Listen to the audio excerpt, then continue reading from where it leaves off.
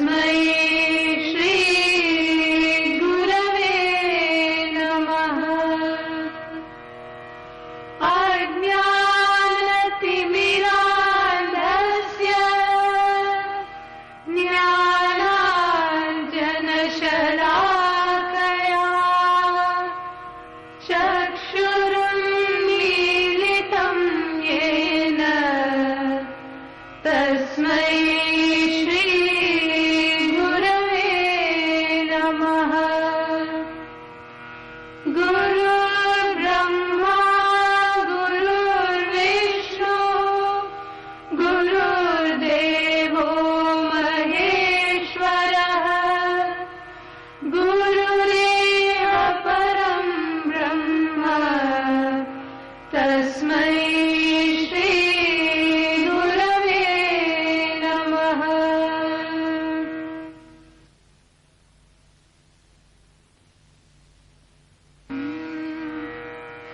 यदक्षरमनाख्येयम् आनन्दमजमव्ययम् श्रीमन्निवृत्तिनाथेति ख्यातं दैवतमाश्रये।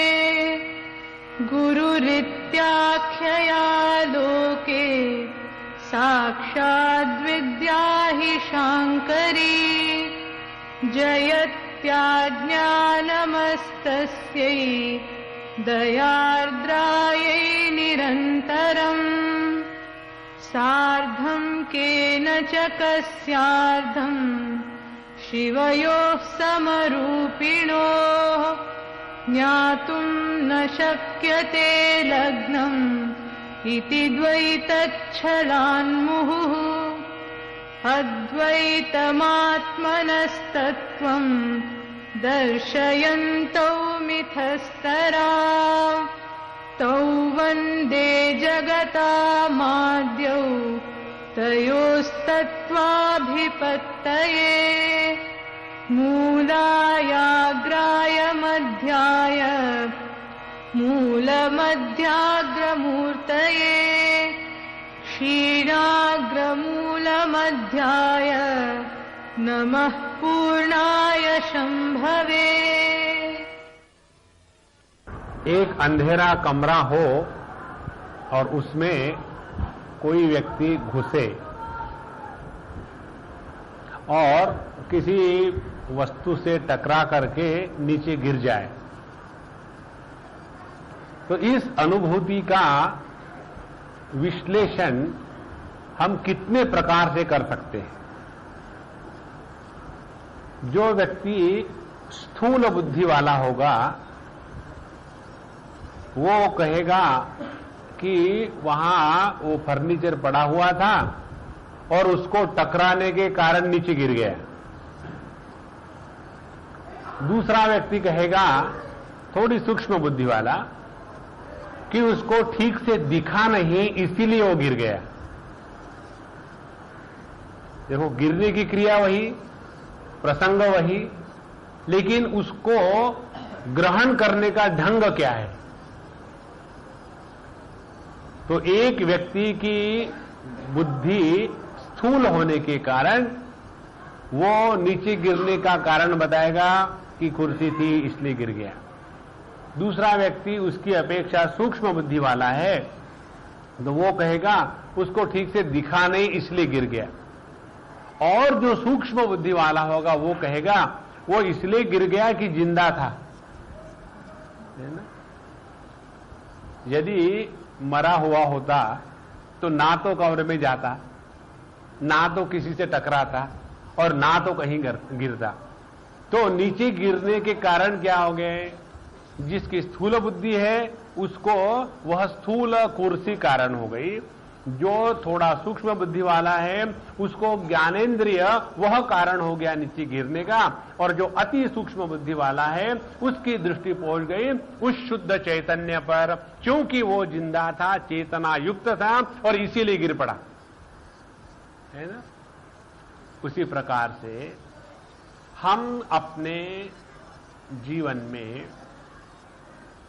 कितनी सूक्ष्मता से तत्व का दर्शन करने के लिए लायक बने हैं, इसके ऊपर अवलंबित करता है कि हम शांभवोपाय के अधिकारी हैं कि शाक्तोपाय के अधिकारी है कि आणवोपाय के अधिकारी है। अब जो व्यक्ति तीसरे प्रकार का होगा कि भाई वो इसलिए गिर गया कि खड़ा था, जिंदा था, नहीं तो काहे को गिरता, तो वह व्यक्ति, उसकी दृष्टि हमेशा शुद्ध चेतन तत्व पर है। तो जो अपने दृष्टि को, अपने ध्यान को सहजता से इस चैतन्य पर रखने की क्षमता रखता है, उसके लिए है यह शांभवोपाय। अब जो व्यक्ति अपना ध्यान अपने मन पर रख सकता है, उसको बाहर की वस्तुओं से कोई ज्यादा मतलब नहीं। उसका महत्व का मतलब ये है, आज मेरा मन बड़ा प्रसन्न है, मेरा मन बड़ा विक्षेप युक्त है, मुझे बड़ा दुख लगा, सबके सामने मेरा इंसल्ट कर दिया, मैंने इतना सारा किया लेकिन एक भी एप्रिसिएशन का शब्द नहीं बोला, तो वह व्यक्ति अपने मन में बैठा है। तो उसको अपने मन को ग्रहण करने की क्षमता आ गई है। तो ऐसे व्यक्ति के लिए साधना बताते हैं शाक्तोपाय, जिसमें हम अपने चित्त या अंतःकरण के सोर्स को, उद्गम स्थान को देखने का प्रयत्न करते हैं। ये हम 4-4 बार इसलिए रिपीट कर रहे हैं, ये बेस है। ये होने के बाद फिर देखो हमारे ज्ञानेश्वर महाराज की पोएट्री कितनी मस्ती से चलती है। अच्छा, अब तीसरा व्यक्ति जो है, जिसकी दृष्टि फर्नीचर पर पड़ी हुई है, उसको बताएंगे कि तुम्हारी दृष्टि हमेशा बाहर की चीजों पर जाती है, तो फिर वही कार्य करो। तो ऐसे व्यक्ति को, जिसने अपने आप को परिच्छिन्न समझ करके रखा है और हमेशा दृष्टि में द्वैत भाव है, दृष्टि में दूसरेपन की जो वृत्ति है वो बहुत प्रबल है, ऐसे द्वैत वृत्ति की प्रबलता से युक्त जिसकी बुद्धि है, उसके लिए यह आणवोपाय बताया गया है। अब यह आणवोपाय में हमने 3-4 बातें देख ली हैं। पहली बात हमने देखी थी कि हम अपने व्यक्ति को बाहर का कोई ना कोई सहारा देते हैं। तो बाहर के कौन से वस्तुओं का सहारा देते हैं? एक, हम अपने बुद्धि का सहारा लेते हैं मन को एकाग्र करके स्वरूप में स्थित होने के लिए। दूसरी, हम अपने प्राणों का सहारा लेते हैं। एक तो जो हमारी साधारण जीवन शक्ति है उसके तरफ ख्याल करो, अन्यथा जो हमारी विशेष प्राण शक्ति है, जो पंच प्राण है, उसके तरफ ख्याल करें। और फिर तीसरी बात थी कि हम अपने स्थूल शरीर को, सूक्ष्म शरीर को लेकर के मन को एकाग्र करें। इसमें हमने ध्यान, जो बुद्धि की प्रधानता से आणवोपाय है, उसको देखा। उसमें यह हमको मुख्य रूप से बताया गया है कि ध्यान की प्रक्रिया करने में हम वस्तु को लेकर के ध्यान करेंगे तो स्थूलता को प्राप्त होगे, फिर वस्तु के अनुभव को लेकर के ध्यान करेंगे तो थोड़ा हमारा उद्धार हो रहा है। और तीसरी बात, जो ध्यान का अभ्यास कर रहा है ध्याता, जब उसके तरफ हमारी दृष्टि जाएगी तब ध्याता, ध्यान और ध्येय, इन तीनों को हमने अपना विषय बना लिया और इसके बाद इन तीनों के परे चले जाएंगे। तो यह ध्यान की प्रक्रिया हमने देखी। दूसरी थी उच्चार। इस उच्चार की प्रक्रिया में देखा कि हमारी प्राण शक्ति 2 प्रकार से होती है, एक साधारण प्राण शक्ति और एक विशेष प्राण शक्ति। तो विशेष प्राण शक्ति के तरफ माने ये जो प्राण अपान व्यान उदान समान है, इनके तरफ जब हमारी चेतना की वृत्ति विशेष रूप से जाने लग जाती है, तब फिर चेतना हो गई ज्ञान शक्ति, और ये प्राण अपान व्यान उदान समान ये हो गई क्रिया शक्ति। इन दोनों का समन्वय होना माने ज्ञान और प्राण शक्ति का एकत्रीकरण, और वही तत्व की अनुभूति होती है। तो उसमें जो भिन्न प्रकार के आनंद और अनुभूतियां आती है, जैसे निजानंद, निरानंद, परानंद, ब्रह्मानंद, महानंद, चिदानंद और जगदानंद, ये जो 7 प्रकार के आनंद है, इसको हमने पिछले बार देखा। अब तीसरी जो आणवोप्राय की प्रक्रिया है वो थी वर्ण की प्रक्रिया। तो वर्ण किसको कहते हैं? तो वर्ण माने न अस्य उच्चारयिता स्यात् न प्रतिहंता विद्यते। वर्ण माने वह सूक्ष्म नाद जो स्वाभाविक है, जिसको ना तो कोई निर्माण करने वाला है, ना तो जिसको कोई नष्ट कर सकता है, इसको कहते हैं वर्ण। और इसी वर्ण में से सभी के सभी वर्णमाला के जो शब्द है अ से लेकर के ह तक के, इसी में से अभिव्यक्त हो जाते हैं। तो अ से लेकर के ह तक के जितने वर्ण है वर्णमाला के, उनकी अव्यक्त स्थिति को कहेंगे वर्ण। और यह जो वर्ण है यह इतना सूक्ष्म है जो बिना किसी कारण का शब्द, उसको कहते हैं वर्ण। और इसी को लेकर के ध्यान की प्रक्रिया योग शास्त्र में बहुत महत्व की मानी गई है। तो इस वर्ण को जब ध्यान का हम विषय बना रहे, तो देखो वर्ण हो गया ध्यान का विषय और मैं हो गया ध्यान करने वाला। इस प्रकार से इस शाक्तोपाय में हमेशा अपने से भिन्न का सहारा लिया जाता है अपने मन को एकाग्र करने के लिए। अब इसमें हमने पिछले बार देखा कि इस वर्ण को ग्रहण करने की जो प्रक्रिया है वो क्या है? वो ये है कि इस सृष्टि में 2 बीज नित्य है, एक सृष्टि बीज और दूसरा संहार बीज। सृष्टि बीज को स कहते हैं और संहार बीज को ह कहते हैं। और इन दोनों का व्यापार नित्य निरंतर बिना प्रयत्न के या बिना चॉइस के होता रहता है। जैसे जहां हमारे श्वास बाहर आए तो उसमें सृष्टि का निर्माण हुआ, तो वहां स बीज आ गया। जहां हमारे श्वास अंदर गए तो सृष्टि का संहार हो गया, और उसको कहेंगे ह माने हानि करने वाला, नष्ट करने वाला। इस प्रकार से स सृष्टि बीज और ह हानि या संहार बीज, इन दोनों का नित्य निरंतर हमारे अंदर बिना प्रयत्न के, बिना चाह के यह जो व्यापार चलते रहता है, ये होता है 200-1600 बार एक दिन में। अब 200-1600 बार एक दिन में हुआ तो आधे दिन में होगा 100-800 बार।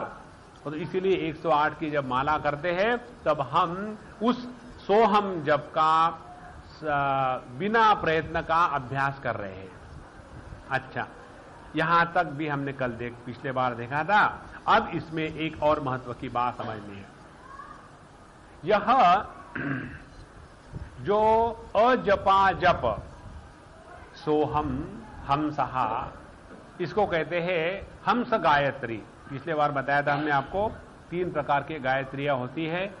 एक तो तत्सवितुर्वरेण्य, इसको कहते त्रिपदा गायत्री, और दूसरी गायत्री है हंस गायत्री, जिसमें यह अजपा जप नित्य रूप से प्रत्येक प्राणी में होता रहता है।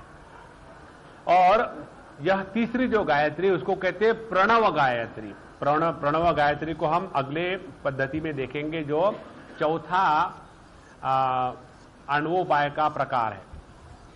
अच्छा, यह जो हंस या अजपा जप, इसको करना माने क्या? अब ये जरा सूक्ष्म बात है, ध्यान से समझिए। हम जब संपूर्ण अपने कार्यकलापों से उपरत होकर के शांत बैठ लेते हैं, आंखों को बंद कर लिया, ऐसे समय साधु संत लोग बताते हैं कि हम अपने श्वासों के आवागमन को आंखों को बंद करके अवलोकन करें। तो क्या हो रहा? मैं चैतन्य और जो श्वास जो जड़ वस्तु है उसका मैंने आलम्बन लिया। नॉर्मली हमारा आलम्बन कहां रहता है? बीबी, बच्चे, यहां का प्रॉब्लम, वहां का ट्रैफिक, ये लेट, वो लेट, वहां जाना है, यहां ये इलेक्शन हुआ और वहां वो डिफेक्शन हुआ, वहां हमारे मन का आलम्बन रहता है। अब हमारे मन को नित्य रूप से किसी ना किसी आलम्बन को पकड़ने की आदत पड़ी हुई। जैसे होता है ना, कोई बच्चों को आदत होती है कि जब तक के मम्मी की गोद में नहीं बैठेंगे सोएंगे नहीं, या किसी को आदत होती है कि जब तक के उंगली नहीं पकड़ेंगे वो नहीं सो सकते। एक बच्चे को हमने देखा, वो जब तक के अपने मम्मी की उंगली नहीं पकड़ता था वो सो नहीं सकता। तो कोई ना कोई आलम्बन लेने का हमारे मन को हमेशा की आदत है। अच्छा, तो इस मन के इस आदत को हम साधना में कन्वर्ट करते हैं। कैसे? अब इस मन को बताते हैं, भैया तुमको कुछ ना कुछ आलम्बन चाहिए ना, तब देखो श्वास बाहर जा रहे हैं, उसके साथ सृष्टि बीज स बाहर आया, फिर ह बीज अंदर गया तो संहार हो गया। इस प्रकार से यह संपूर्ण सृष्टि का निर्माण मुझसे ही होता है और यह संपूर्ण सृष्टि मुझ में ही विलीन हो जाती है। ये उस हंस गायत्री का आनुभविक अर्थ है, शाब्दिक नहीं। तो जब व्यक्ति शांत होकर के अपने श्वासों का अंदर जाना बाहर जाना, अंदर जाना बाहर जाना, इसको निरंतर काफी समय तक देखते रहेगा, तब ये हो जाता है कि हमारी जो प्राण नलिका है, प्राण शक्ति जिसको कहते हैं, इसमें इड़ा, पिंगला और सुषुम्ना 3 नाड़ियां होती है। तो ये इनका बैलेंसिंग परफेक्ट हो जाता है। जहां हमारी इड़ा और पिंगला ये जो 2 नाड़ियां है, अच्छा ये नाड़ियां कहीं शरीर में डिसेक्शन करके नहीं मिलने वाली, ये होती है प्राणमय कोश में। और प्राणमय कोश हमको दृग्गोचर नहीं हो सकता, वह स्थूल नहीं है। तो इस प्राणमय कोश में ये जो इड़ा, पिंगला और सुषुम्ना, इनका जो शक्ति प्रवाह चल रहा है वो इतना परफेक्टली बैलेंस हो जाता है कि उसके कारण उनका पूर्ण वजन केवल जो सेंटर की नाड़ी है जिसको सुषुम्ना कहती है उस पर आ जाता है। जैसे 3 चक्के की कोई साइकिल हो और वो उसको खूब स्पीड से ले लिया जाए और 2 बाजू के चक्के को ऊपर उठा लिया जाए तो एक चक्के पर वो चल सकती है। उसी प्रकार से जहां हमने बैलेंस करके इन 2 से हटा लिया तो वहां हम अपने सुषुम्ना नाड़ी में प्रवेश कर चुके। और सुषुम्ना नाड़ी में प्रवेश करने के बाद जो शक्ति का उत्थान होता है उसको कहते हैं कुंडलिनी शक्ति की जागृति। और ये जब हो जाता है तब व्यक्ति में प्रातिभ ज्ञान माने वह ज्ञान जो हमारे ज्ञानेंद्रिय और कर्मेंद्रिय, मन और बुद्धि, इनके कक्षा के परे ज्ञान है। हम लोगों का ज्ञान कैसा है? हम आंखों से एक विशेष प्रकार के रंग रूप देख सकते हैं, हम कानों से एक विशेष प्रकार के शब्द ही सुन सकते हैं, उसके परे के शब्द नहीं सुन सकते।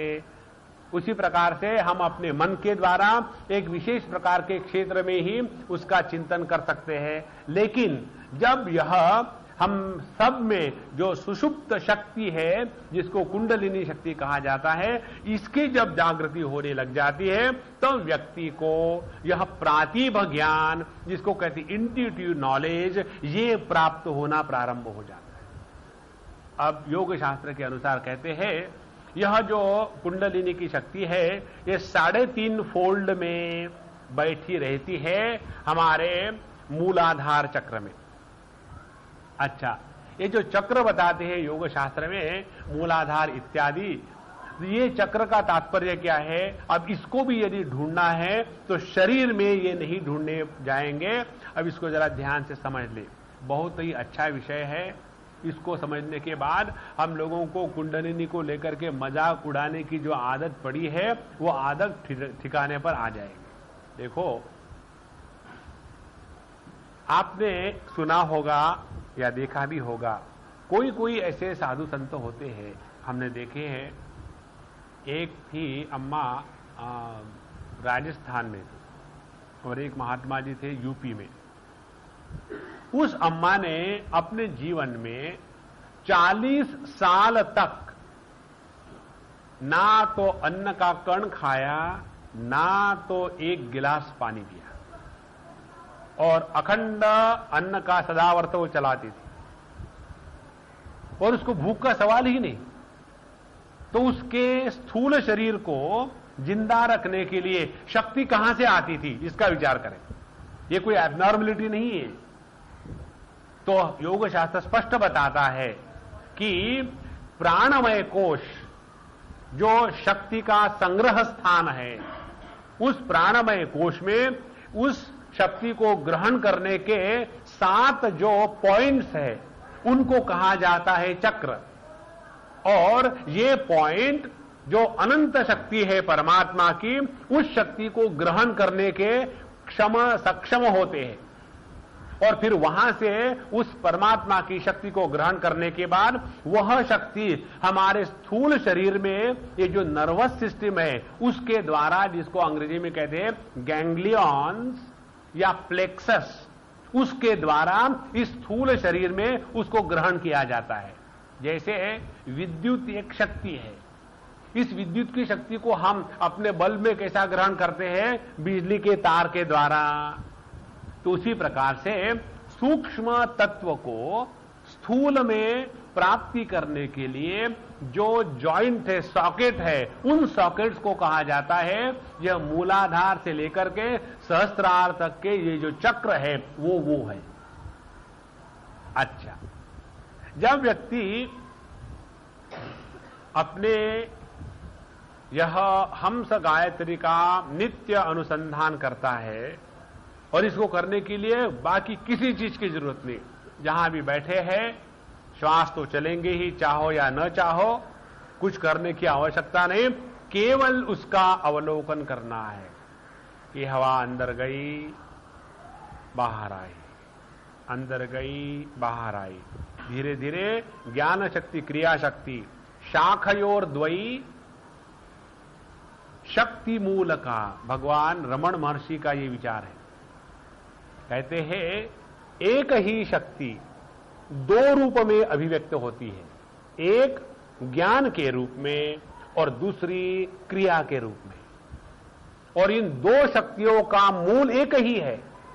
तो जहां हम ज्ञान शक्ति मन और क्रिया शक्ति हमारे श्वास, इन दोनों का आपस में मेल होने लग जाता है, अब ये ज्ञान शक्ति इसको छोड़कर के बाहर नहीं जाती और ये क्रिया शक्ति इसके नियंत्रण में लगने लग जाती, तो धीरे धीरे इनकी जो गैप है दोनों के बीच में, ये कम होते होते होते होते ये अपने मूल में पहुंच जाती है, जहां यह ज्ञान शक्ति और क्रिया शक्ति इनका एकत्रीकरण प्राप्त हो गया। उस स्थान को कहते हैं कि कुंडलिनी शक्ति की जागृति हो गई। और जहां ये धीरे धीरे हो जाएगा, अब इसमें बताते हैं, इसमें 3.5 फोल्ड है। 3.5 फोल्ड का मतलब ये है कि ओमकार की भी 3.5 मात्राएं हैं, अकार, उकार, मकार और अर्ध मात्रा और अमात्रा। तो अकार माने जागृत अवस्था का संपूर्ण विश्व, उकार माने स्वप्नावस्था का संपूर्ण विश्व, मकार माने सुषुप्ति अवस्था का संपूर्ण विश्व, और जो इन तीनों में होते हुए भी 3 के द्वारा परिच्छिन्न नहीं होता, वह जो अमात्रा माने, वो मात्रा माने मेजरमेंट, जो किसी भी मेजरमेंट के परे है, वह तत्व चतुर्थ या तुरीय जिसको कहते हैं। तो यही बात जो ओम बताता है, वही बात इस कुंडलिनी में भी बताई गई है। ओम रहता है कागज पर और कल्पना के साम्राज्य में चलते हैं, और केवल बोलने के लिए और प्रवचन देने के लिए फटाफट काम में आ जाता है। लेकिन इसी ओम को जब हम अपने में जागृत करना शुरू कर देते हैं, तब उसी ओम को कुंडलिनी शक्ति की संज्ञा दी जाती है। इसमें भेद कहीं नहीं है। अच्छा, यह जब कुंडलिनी शक्ति जागृत हो गई तो धीरे धीरे व्यक्ति में यह नाद का अनुसंधान शुरू हो जाता है। क्योंकि हम स और ह इन दोनों बीजों को कंटिन्यूअसली देख रहे थे, सुन रहे थे, तो धीरे धीरे यह कुंडलिनी शक्ति की जागृति होने के बाद हमारी वाणी जो वैखरी में थी वहां से हट करके मध्यमा में घुस जाती है, और यह वाणी मध्यमा में जब तक है तब तक के क्रिया शक्ति और ज्ञान शक्ति इनका एकीकरण निष्ठा युक्त नहीं हुआ है, लेकिन फिर टूट जाता है। यहां मध्यमा में हम आ गए। जब हम अपने इस मध्यमा वाणी से हट करके पश्चंती वाणी में आ जाते हैं, जरा ध्यान से सुनना, उस समय शब्द का रूप प्रकाशमय हो जाता है, जिसको लेकर के आपके टीवी बने हुए हैं, वो शास्त्र की बात है। The sound waves are converted into the light waves and the light waves are converted into the sound waves, isn't it? Energy is mutually transferable, convertible. तो यह साधक जिसने धीरे धीरे अपने वाणी को वैखरी से हटा करके मध्यमा तक पहुंच गया, और मध्यमा से हट करके जब वो पश्चंती तक आएगा तब उसके जीवन में, उसके अनुभूति में चारों तरफ दिव्य प्रकाश की अनुभूतियां होने लग जाती है। तो यह जो दिव्य प्रकाश की अनुभूति होने लग जाती है, वो प्रकाश हमको बिना आंखों को खुल करके दिखता है, क्योंकि उस प्रकाश में प्रकाश वस्तु नहीं है और प्रकाश को देखने की आंखों की जरूरत नहीं है, लेकिन यह वस्तु और उसको प्रकाशित करने वाले इंद्रिय, वस्तु हो गया जड़, इंद्रिय हो गए ज्ञान, जब इन दोनों में से भेद समाप्त हो गया तो वह जो ज्ञान है प्रकाश रूप में हमारे अनुभूति में आने लग जाता है। इस प्रकार से यह हंस गायत्री की साधना करने से धीरे धीरे धीरे व्यक्ति अपने प्राण शक्ति को और ज्ञान शक्ति को एकत्र की अनुभूति करता है, और ये जितनी अनुभूति होगी मध्यमा वाणी में हम आ गए हैं, और इस मध्यमा वाणी में रहने के बाद अनेक समय तक धीरे धीरे वहां से हट करके फिर हम पश्चंती वाणी में आ गए, माने जहां आने के बाद फिर ये ज्ञान शक्ति, क्रिया शक्ति, इनका फिर विघटन होने का डर नहीं है, अब वहां निष्ठा हो गई। तो इस पश्चंती वाणी में आते समय हमको 9 प्रकार के नाद सुनने को मिलते हैं, और इस 9 प्रकार के नादों को लेकर ही ओंकार को प्रणव, नव माने 9, तो 9 प्रकार के नादों को लेकर के ओंकार का एक नाम प्रणव भी है। तो ये 9 नाद या 9 अनुभूतियां साधक को अपने जीवन में आने लग जाती है। अब ये 9 अनुभूतियां हैं। पहली अनुभूति होती है बिंदु की अनुभूति। अब इस बिंदु की अनुभूति में यह होता है कि जब व्यक्ति साधारण सहज भाव से बिना किसी प्रयत्न से शांत हो गया है, तब उसको अपने कहां स्थान का निर्णय नहीं लिया सकता, लेकिन व्यक्ति को एक अति तेज पुंज बिंदु की अनुभूति होने लग जाती है। ये बातें सुनकर के समझ में नहीं आएगी, ये जब हम करेंगे, आपको स्वयं को जब उसका अनुभव आने लगेंगे तब इसका मतलब आ जाता है। संत ज्ञानेश्वर महाराज के स्वात्मानुभूति के बहुत अभंग है। उन अभंगों में इन सब चीजों का वर्णन दिया हुआ है, एक एक चीज का वर्णन स्पष्ट दिया है। उनकी यदि इच्छा होगी, आज्ञा होगी, तब देखेंगे जैसा समय मिलेगा। तो पहले बिंदु की अनुभूति, उसके बाद अर्धचंद्र की अनुभूति, दूसरी अनुभूति होती है। यह अर्धचंद्र की अनुभूति माने जैसे ओमकार में पहला ओम बिंदु, उसके बाद उसका अर्धचंद्र, यह अर्धचंद्र की अनुभूति ओम की अनुभूति से श्रेष्ठ मानी गई है। अच्छा, अब उसमें से जब व्यक्ति और साधना करते आगे चलता है, तब उसके जीवन में रोधिनी, नाद, नादांत, शक्ति, व्यापिनी, समना और उन्मना, इस प्रकार से 9 भिन्न स्थिति आ जाती है। इसके विस्तार में हम नहीं जाएंगे, क्योंकि इस समय हम उसके अधिकारी नहीं, जब धीरे धीरे समझ में आएगा तब करेंगे, 1 साल के बाद। तो यह जो 9 प्रकार की स्थितियां हैं, इसमें से जाते जाते व्यक्ति समना स्थिति, जो 8वीं स्थिति है, उसमें जब आ जाता है, तब उसने आत्मव्याप्ति माने अपने स्वरूप को पहचान लिया है। स्वरूप को पहचान लिया माने क्या? माने ये कि मैं अहंकार या अहम वृत्ति और यह जगत का ज्ञान जिससे प्राप्त होता है इदम वृत्ति, इस अहम इदम वृत्ति को जो साधक बिना किसी प्रयत्न से सहजता से देख सकता है और उसके द्वारा कभी भी प्रभावित नहीं होता, वह है मन रहते हुए भी मन के प्रभाव से मुक्ति। इसको कहते हैं आत्मज्ञान।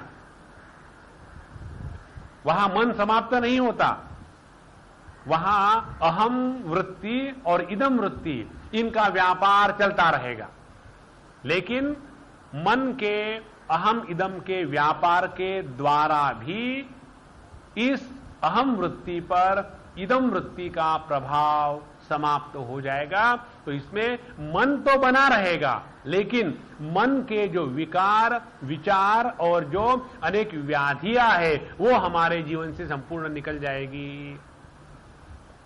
और जिस साधक की स्थिति इस समना पर आ जाती है, उसके शरीर में दिव्य तेज की अनुभूति दूसरों को भी होने लग जाती है। आप देखेंगे जो साधु संत अपने जीवन में इस प्रकार के साधना करते हैं, उनके आंखों में जो तेज होता है वो हमको कहीं कहीं दिखने को मिलता है। उसका सबसे बढ़िया उदाहरण लेना है तो हमारे भगवान रमण महर्षि की आंखों को देखिए। उनके फोटो में भी आंखों को देखो तो वो आंखें सीधा अपने हृदय में प्रवेश कर लेती है। ये जो आत्मव्याप्ति शास्त्रीय भाषा में कहते हैं, जो व्यक्ति आत्मव्याप्ति पर पहुंचता है वह उसने यहां समना स्थिति को प्राप्त कर लिया है। अब इससे बढ़कर के जो आखिरी स्थिति है उसको कहते हैं उन्मनी अवस्था। उन्मनी माने उत माने ऊपर, मन माने मन। जो अहम इदम यह द्वैत है, इस द्वैत के ऊपर उठ गया हो और जिसकी सार्वत्म्य भाव की अनुभूति हमेशा नित्य बनी रहती है। जैसे हमको अपने ही हाथ के तरफ देखने से डर नहीं लगता। क्यों? कि मुझे स्पष्ट मालूम है कि जो देखने वाला है और जो देखा गया है इसमें किसी भी प्रकार का भेद नहीं है। क्यों? कि यहां आत्मव्याप्ति संपूर्ण है। और वही यदि उसी समझो उसी स्थान पर दूसरे का हाथ आ जाए, कांग्रेस आएगा, तो एकदम डर लगने, बाप रे किसने दिखा दिया, कोई कर रहा है कुछ। आप देखो, जो व्यक्ति मन के ऊपर उठ गया है तो उसकी अनुभूति क्या होगी? उसकी अनुभूति ये होगी अद्वेष्टा सर्वभूतानां मैत्र करुण एवच। उसके जीवन में अहिंसा की प्रतिष्ठा होगी, उसके जीवन में अभय की सिद्धि होगी। वही व्यक्ति चाहे शेर रहे, चाहे सांप रहे, चाहे बीचू रहे, सबके साथ रहते हुए भी ना तो वो किसी से डरता है ना तो वो इससे डरते। एक उड़िया बाबा नाम के बड़े संत हो गए, बहुत बड़े वेदांती थे। हमारे अखंडानंद जी महाराज का नाम आपने सुना होगा, उनके गुरु महाराज थे। अब उनके जीवन की बात हमने बहुत पढ़ी, उनकी जीवनी बहुत हमको उनसे प्रेरणा मिली। उनकी निष्ठा वेदांत की थी और उन्होंने जितनी भी साधनाएं होती है, तंत्र की, देवी, गणपति, सूर्य, सब साधनाएं कर चुके थे और उसके कारण उनके जीवन में चारों तरफ से विकास था, एक मार्गी नहीं थे वो। तो उनके सामने भक्त आ जाए तो भक्तों को दूसरे प्रकार की साधना, ज्ञानी आ जाए तो उसके साथ दूसरे प्रकार की बात, योगी आ जाए तो तीसरे प्रकार की बात। ऐसे नहीं सब आकर के वेदांत ही पढ़ो। जैसे होता है ना कि कोई को ये चक्कर होता है, कुछ भी हो जाए विक्स लगाओ। एक बार हमको पीठ में दर्द हो रहा था और हम बद्रीनाथ में थे और एक अम्मा ने हमको बड़ा प्रेम से कहा, स्वामी जी दर्द हो रहा है, कोई बात नहीं, मैं अभी आई। तो वो गई और रेखा जी मैं ले आई हूं। क्या ले आई? विक्स ले आई। अरे राम, विक्स लगाने से कमर का दर्द जाएगा? वो क्या, वो सुत सेकर की होती ना मुट्ठी, कुछ भी हो जाए उसको रगड़ो और पिलाओ, ऐसे थोड़ी होता है। तो यहां ये जो उड़िया बाबा थे, उनकी ये बात थी कि वो एक आसन में 18 घंटे 20 घंटे स्थिर बैठते थे, बिल्कुल नहीं, सहज भाव से। अच्छा, एक बार वो गंगा जी के किनारे थे, बहुत मेला उनके अगल बगल में लगता था। तो एक लड़के को सांप पकड़ने की बड़ी आदत थी, वो सांपों को पकड़ता था और पकड़ करके सांप को ले आता था और इस बाबा जी को हार जैसा पहनाता था। तो पहले बार जब आया तो लोगों ने मना किया कि ये क्या कर रहे हैं?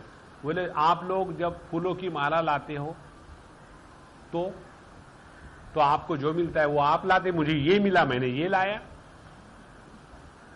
अब इस तर्क के सामने क्या बोलोगे? तो बाबा ने कहा ठीक है, उसने प्रेम से लाया है, जो भी प्रेम से लाता है लाने दो। तो वो सांप उनके गले में डाल देते और वो उनके आसन में कोई फर्क नहीं।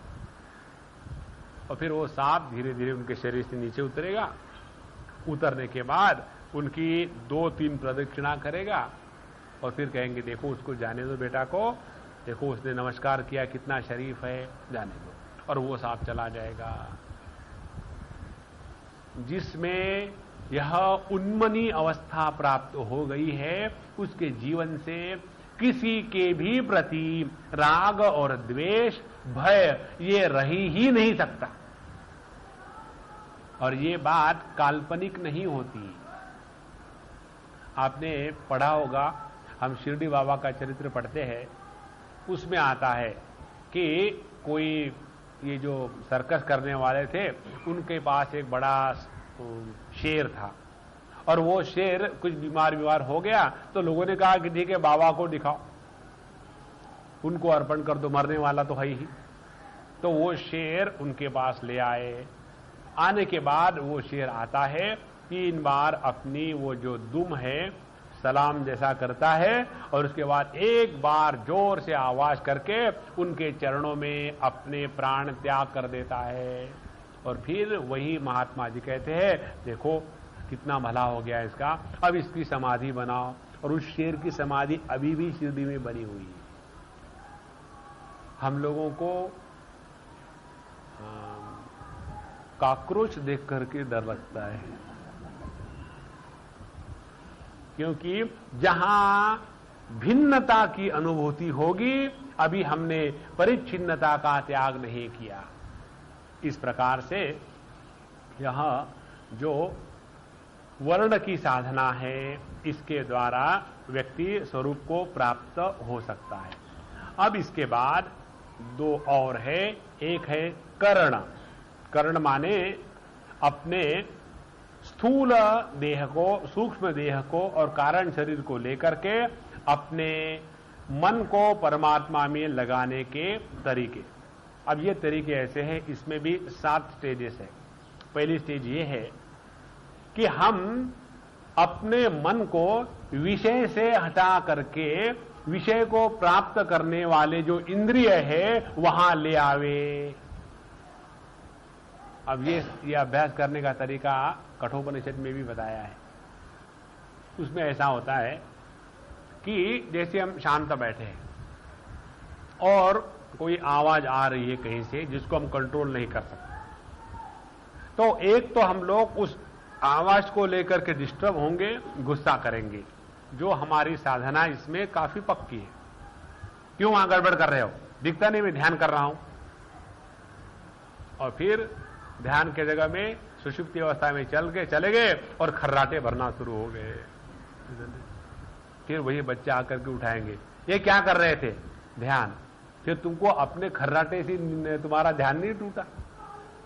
तो हम लोग किसी छोटी चीज को लेकर के जो डिस्टर्ब होते हैं वहां साधना करने का सबसे बढ़िया तरीका और समय होता है।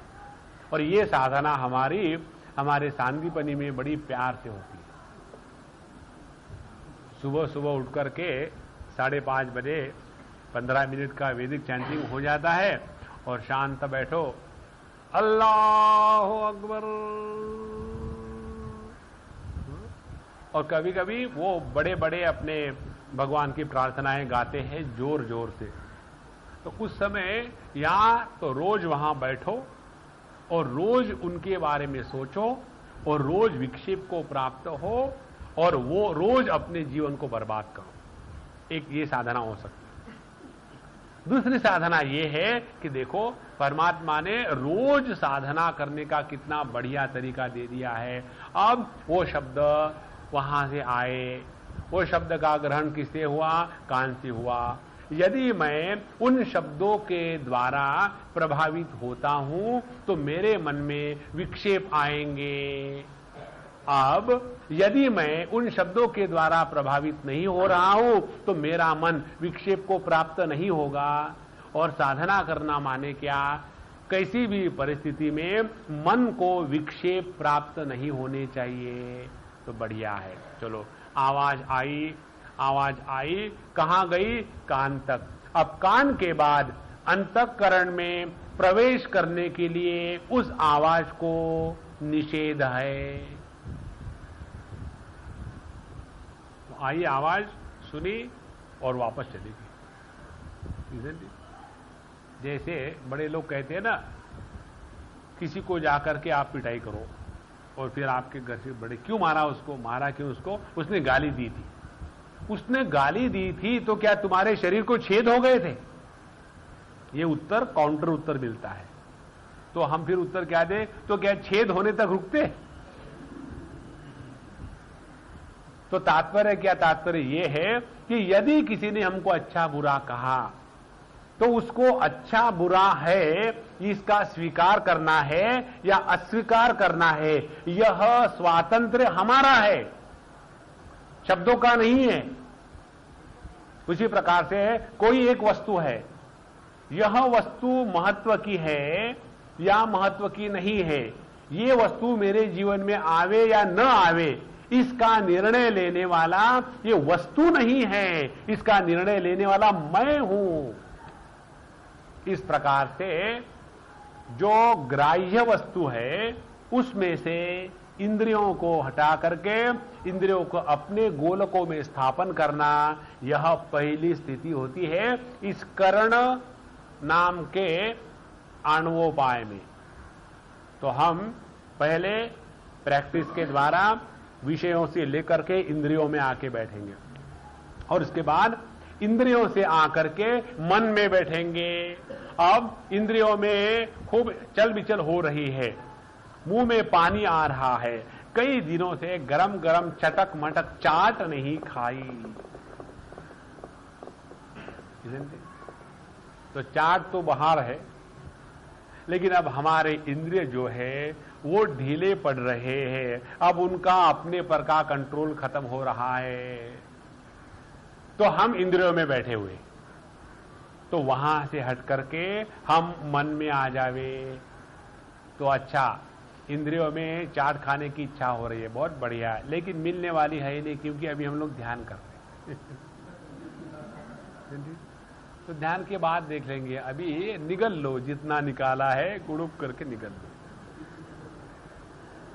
जब व्यक्ति अपने इंद्रियों को कंट्रोल नहीं कर सकता, तब ध्यान करते समय ये अनुभूति होती है। 2-2 मिनट में आधा लीटर पानी पता नहीं कहां से निकलता है और गुड़ु गुड़ु गुड़ु गुड़ु चला गया, और फिर ध्यान का अभ्यास हो रहा है। इसका कारण यही है कि हम अभी इंद्रियों को छोड़ नहीं पा रहे, इसलिए हो रहा है। जिसने इस इंद्रियों को छोड़ दिया वो मन में आ गया, उसके बाद उसके इंद्रिय सूख जाते हैं, फिर उसमें कोई भी प्रकार का विक्षेप नहीं हो सकता। ये तीसरी स्टेज। अब यहां से आने के बाद फिर हम अपने मन के विक्षेपों को अपने अहम वृत्ति के द्वारा देख रहे हैं। तो मन में रहेंगे तो अहम इदम का व्यापार चलता रहेगा, लेकिन जब इदम के व्यापार को हटा करके अहम में ले आए, तो वहां अहम में आए तो वहां हमारी संवित चिति चेतना चैतन्य वहां हम पहुंच चुके हैं। ये चौथी स्टेज। और यहां पहुंचने के बाद वहां निष्ठा प्राप्त करनी है। जब निष्ठा प्राप्त हो जाएगी तब इसको हम कहते हैं सन्निवेश। सन्निवेश माने हम अपने बहुत करीब पहुंच चुके हैं। नॉर्मली हम कहां रहते हैं देश काल वस्तु में, अपने से दूर।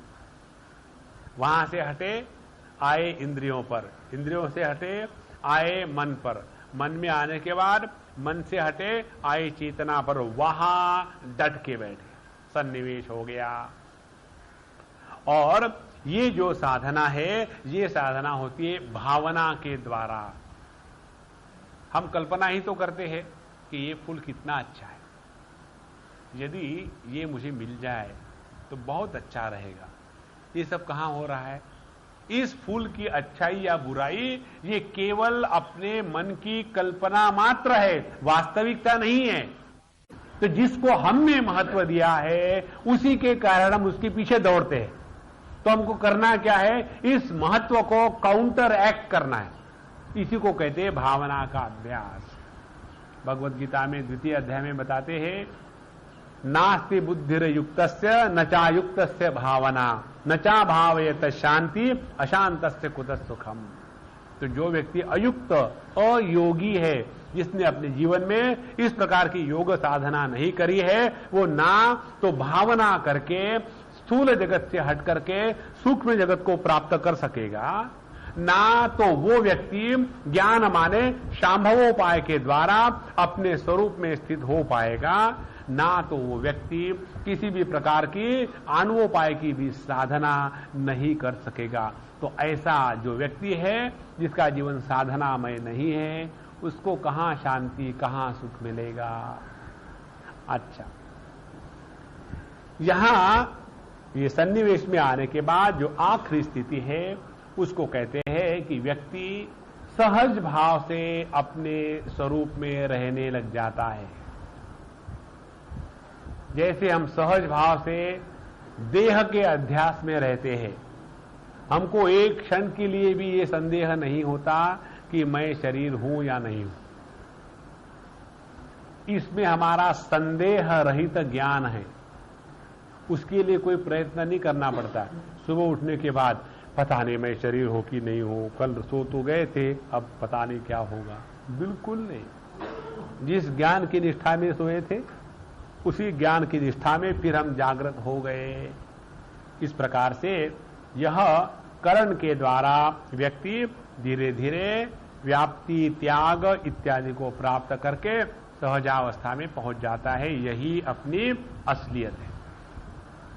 अब जो आखिरी तरीका था यह अणुपाय का, उसको कहते हैं स्थान संकल्पना।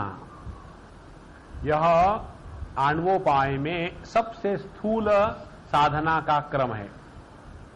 जो व्यक्ति स्थूल वस्तु को छोड़ करके इंद्रियों पर आना, इंद्रियों से छोड़ करके मन पर आना, इदम वृत्ति से निकल करके अहम वृत्ति पर आना, अहम वृत्ति से निकल करके चेतना पर आना, चेतना में स्थिति प्राप्त होना, फिर वैयक्तिक चेतना का त्याग होकर के समष्टि चेतना में एक हो जाना, ये जिसके खोपड़ी में नहीं घुसता उसको क्या करें? उसके लिए भी अब ये आखिरी उपाय बताते हैं। अपने ये प्राण जो है, जो हवा बाहर जा रही अंदर आ रही है, इसका आलंबन लेता है और लेने के बाद 2 बिंदु या पॉइंट्स फिक्स करता है। तो इसको कहते हैं द्वादशांत स्थान। द्वादश माने 12। तो अपने नाक से 12 उंगलियों का अंतर, 4 उंगली 4 उंगली 8 और 4 12, यहां तक एक पॉइंट ये फिक्स कर लिया और दूसरा पॉइंट वहीं से लेकर के 12 उंगलियां अंदर, ये आ जाता है अपने हार्ट के बगल में। अब ये 2 पॉइंट फिक्स किए। अब साधक ये अभ्यास करता है कि हवा मेरे नाक में कहां से घुस रही है, तो ये जो द्वादशांत स्थल है वहां से हवा नाक में घुस रही है।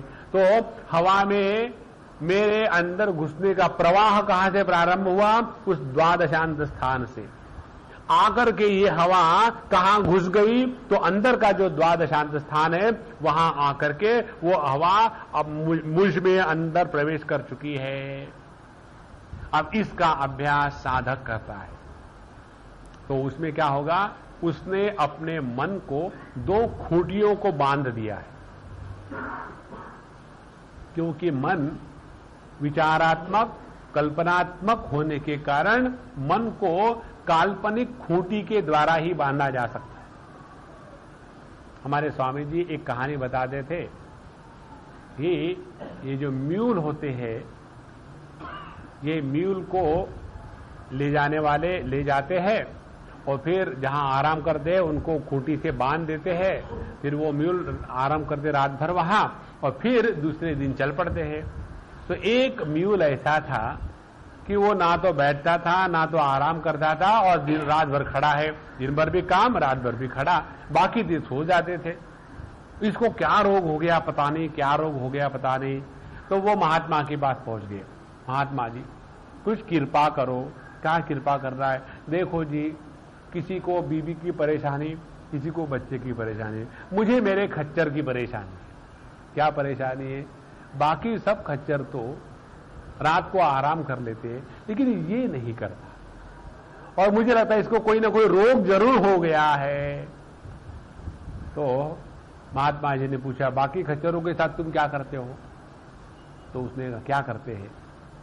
जैसे हम पहुंच गए ठिकाने पर, उसके गले से जो रस्सी है वो निकाल करके खूंटी से बांध देते हैं। तो सबके साथ करते हो? हाँ सबके साथ करते हो। इसके साथ भी नहीं, इसकी वो जो रस्सी वो टूट गई है। तो तुरंत महात्मा ने समझ लिया क्या प्रॉब्लम है।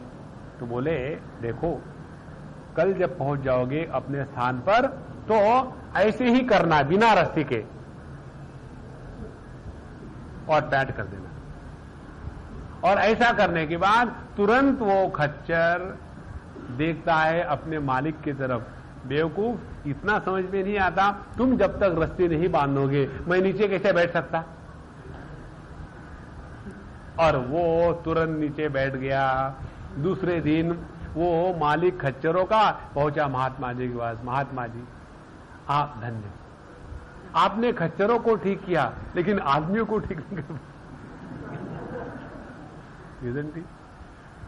तो यह हमारा मन हमेशा इस कल्पना के साम्राज्य में रहने के कारण उसको बांधने के जो तरीके शास्त्रों में बताए हैं उसका प्रयोग वैसा ही होगा। तो हमने अपने मन को द्वादशांत स्थान बाहर को बांध दिया और अंतर द्वादशांत स्थान, अब इसके अंदर में हवा का जाना आना है और अपने मनी राम जी यहां से निकलते वहां पहुंचते, वहां से निकलते यहां पहुंचते और इसके बाहर वो कहीं जाते ही नहीं। और धीरे धीरे धीरे धीरे उस मन को एकाग्र होना माने क्या, ये थोड़ा थोड़ा समझ में आ जाता है। अब हम लोग इतने वेदांत पढ़ते हैं लेकिन पूछो किसी को एकाग्रता का मतलब क्या है, क्या क्या उत्तर निकलेंगे। एकाग्र माने जैसे पेंसिल को कोना बनाते हैं ना, नो एकाग्र चित्त, उसको एकाग्रता नहीं कहते। एकाग्रता माने हमारे मन की वो क्षमता जिसके द्वारा हम अपने मन को जिस देश में चाहे, जिस वस्तु में चाहे और जितने काल तक चाहे, हम एक स्थान, एक काल और एक वस्तु में अनेक समय तक रख सकते हैं। इस अंतःकरण की या मन की क्षमता को एकाग्रता कहते हैं। तो ऐसा जो एकाग्र मन होगा, यदि इस मन को जगत के व्यवहार में लगाना है तो 100% लगा दिया, और जब इस मन को वहां से हटा करके ध्यान करना है, हटा दिया और तुरंत उल्टा कर दिया और मन ध्यान में लग गया, इसको कहते एकाग्रता। तो यहां हमारा जो मन है उसको एकाग्र करने का यह स्थान संकल्पना का जो प्रयोग है वो बहुत कई साधकों को मदद कर सकता है। अच्छा, इसके बाद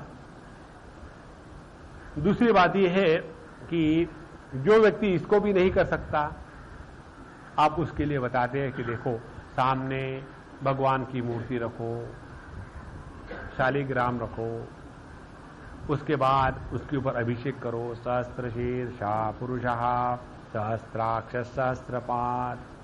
बाहर के वस्तुओं के आलंबन लेकर के अपने मन को उस वस्तु में लगाना कि मैं भगवान नारायण की पूजा कर रहा हूं और अपने हाथों से उसी भगवान नारायण को नहला रहा हूं और अपने वाणी से उसी भगवान का जो पुरुष सूक्त है उसका पाठ कर रहा हूं। ऐसे 3 आलंबन लेकर के मन को एकाग्र करने का प्रयत्न, यह भी आणवोपाय ही कहा जाता है।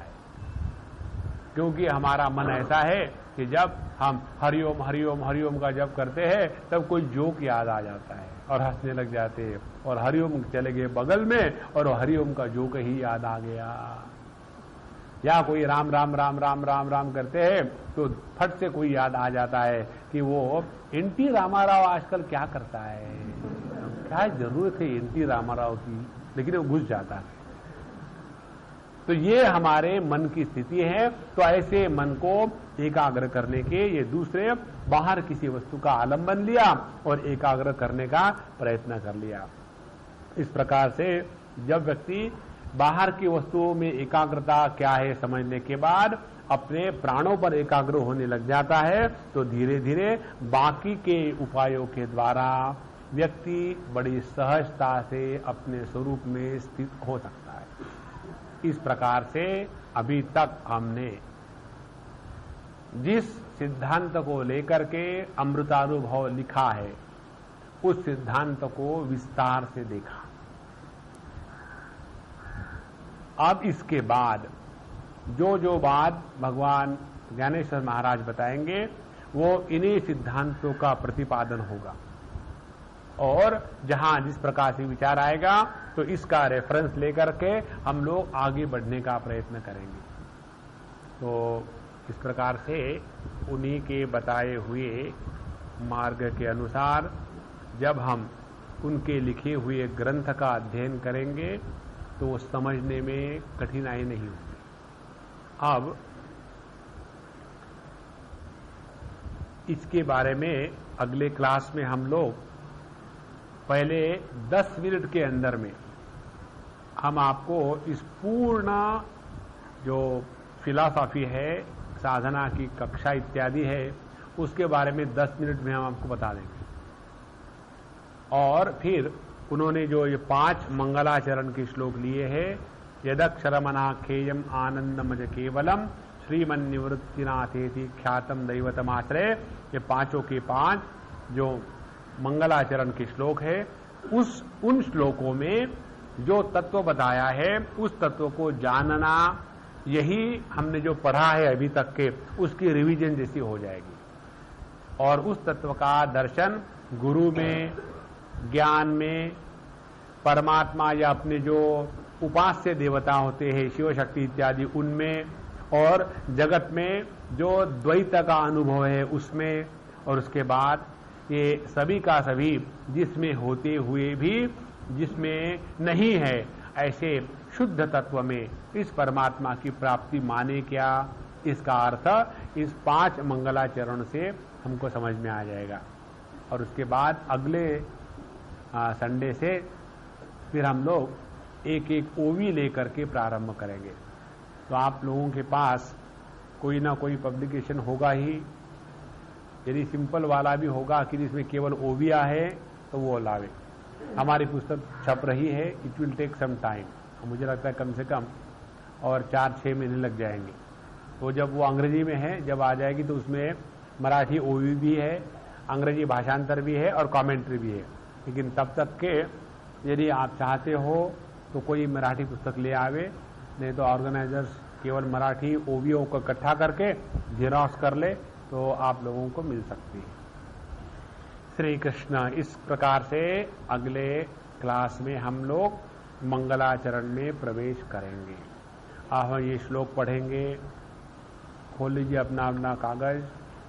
यदक्षरमनाख्येयम् आनंदमज केवलम् श्रीमन्निवृत्तिनाथेति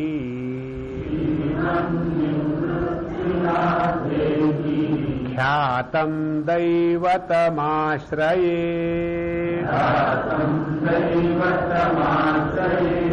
गुरुरित्याख्यया लोके साक्षाद्विद्या हि शांकरी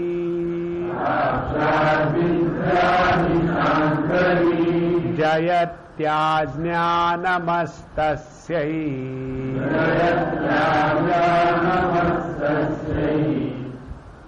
दयार्द्रायै निरन्तरम् सार्धं केन च कस्यार्धम् शिवयो समरूपिणोः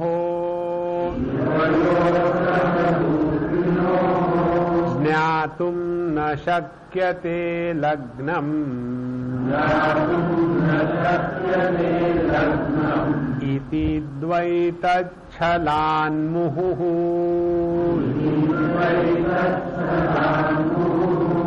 अद्वैतमात्मनस्तत्त्वम् दर्शयन्तौ मिथस्तराम् तौ वन्दे जगतामाद्यौ तयोस्तत्त्वाभिपत्तये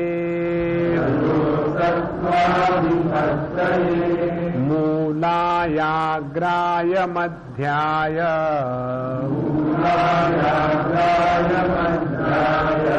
मूलमध्याग्रमूर्तये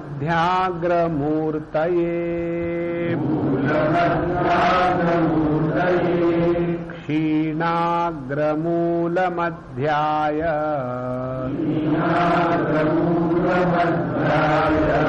नमः पूर्णाय शम्भवे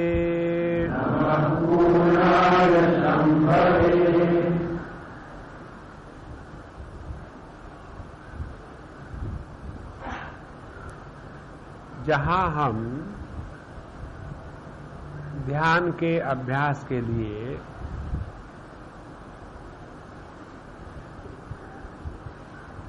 पूरे दुनिया से उपरत होकर के बैठ लिए, पहले मन की प्रसन्नता, बाद में गुरु महाराज के स्मरण, फिर अपने इष्ट के प्रति समर्पण की भावना, ये 3 बातें होने के बाद आसन सिद्धि का अभ्यास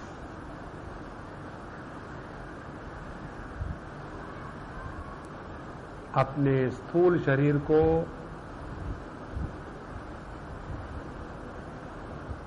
जैसा हम बैठे हैं,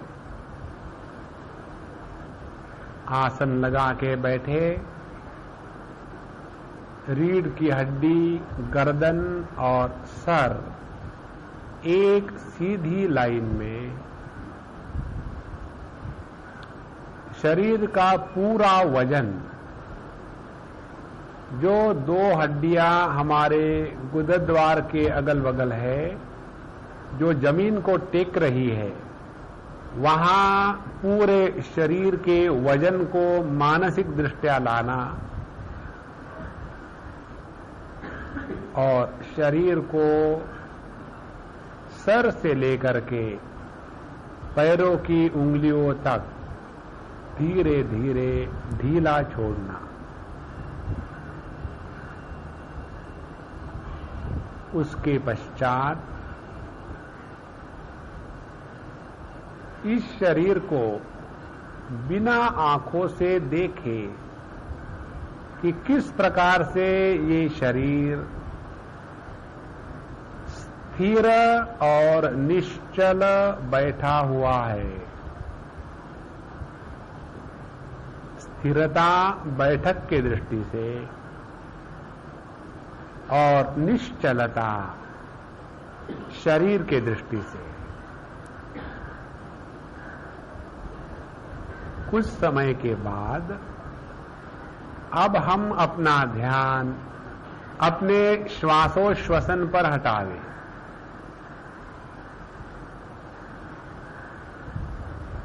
देखें, श्वास अंदर जा रहे हैं, बाहर आ रहे हैं। बाहर जब आते हैं तो सृष्टि बीज, और जब अंदर जाते हैं तो संहार बीज। यह हंस गायत्री अविरत चल रही है।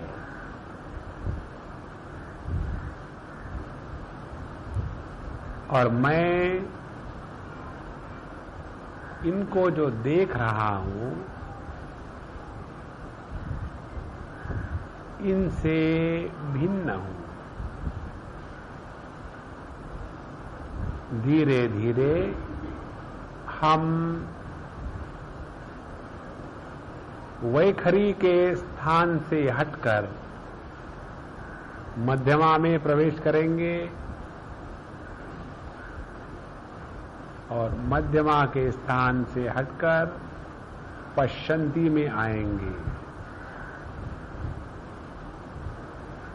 यहां यदि हम पहुंचे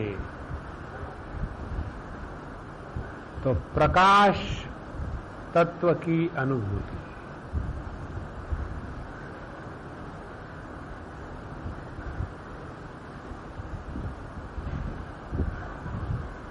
उसके पश्चात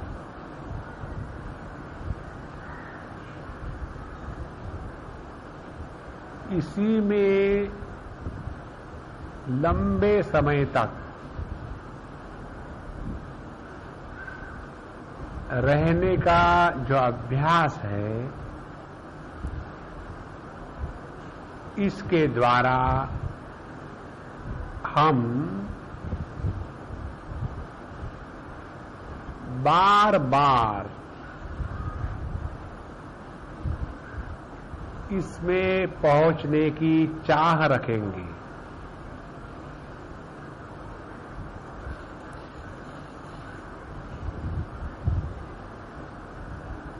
तो यह मैं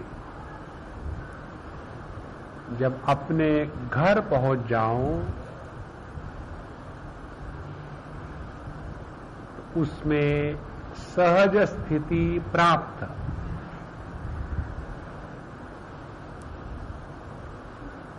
ये पूरी ध्यान की प्रक्रिया में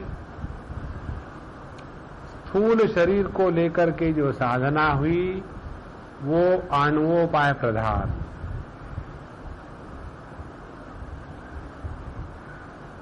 अपने को साक्षी जानकर सभी स्थूल सूक्ष्म शरीर से अलग जानना, ये शाक्तोपाय की साधना। और फिर यह साक्षी, इसका स्वरूप क्या है, यह शांभवोपाय की साधना। इस प्रकार से धीरे धीरे नित्य अभ्यास के द्वारा व्यक्ति ये जो 3 बंधन है, क्रिया शक्ति का, ज्ञान शक्ति का और इच्छा शक्ति का, ये बंधन ढीले होने शुरू हो जाते हैं। क्रिया शक्ति का बंधन ढीला होना माने अनावश्यक प्रवृत्ति पर अपने आप रोक लग जाता है। ज्ञान शक्ति का बंधन ढीला होना माने अपना व्यक्तित्व, उसमें जो कठिनाई है वो खत्म हो जाए। और इच्छा शक्ति का बंधन खत्म होना माने प्रभु की इच्छा में संतोष की अनुभूति।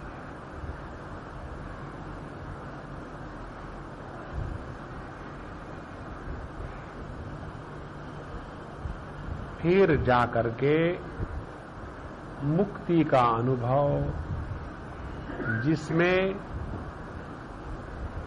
अपना स्वरूप जो द्वैत के परे होते हुए भी द्वैत में अभिव्यक्त हो रहा है, वह मैं।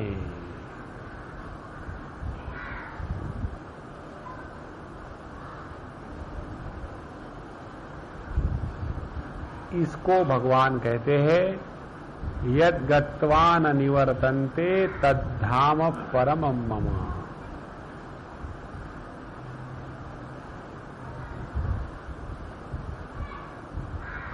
ये सब का सब 1-2 दिन की बात नहीं है, सालों लग जाए।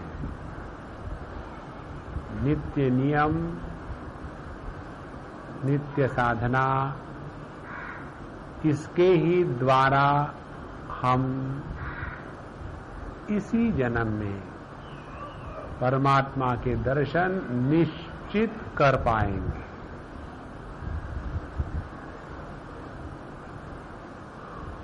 ओम शांति शांति शांति।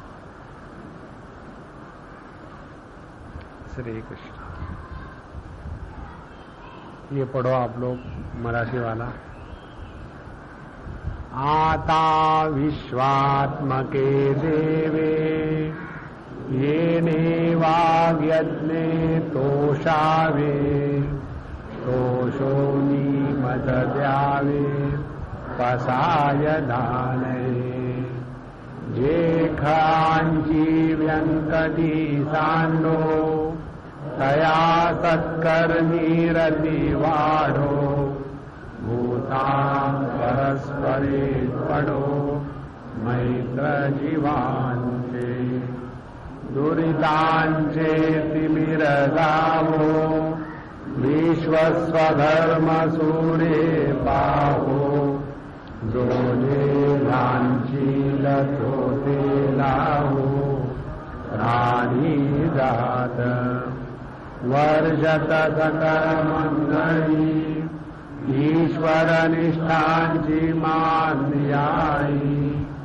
अनवरत भूमंडळी वेदतु भूतां चला कल्पतरूंचे आरव चेतना चिंतामणीचे गाव गोकुळचे अर्णव हीनो शांते चंद्रमेजे अलांछन मार्दंडजे तापहीन ते सर्वाणि सदा सज्जन सोयरे होतु किं बहुना सर्वसुखी पूर्ण हो नीति लोकी भजो आदि पुरुखी अखंडित आनी ग्रंथोपजीविये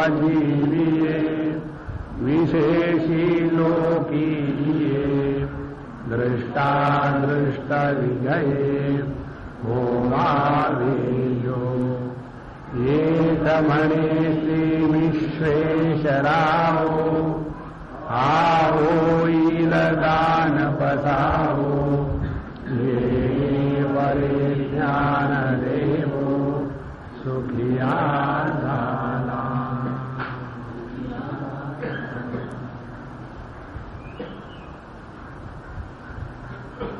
ओम पूर्णमदः पूर्णमिदं पूर्णात् पूर्णमुदच्यते पूर्णस्य पूर्णमादाय पूर्णमेवावशिष्यते।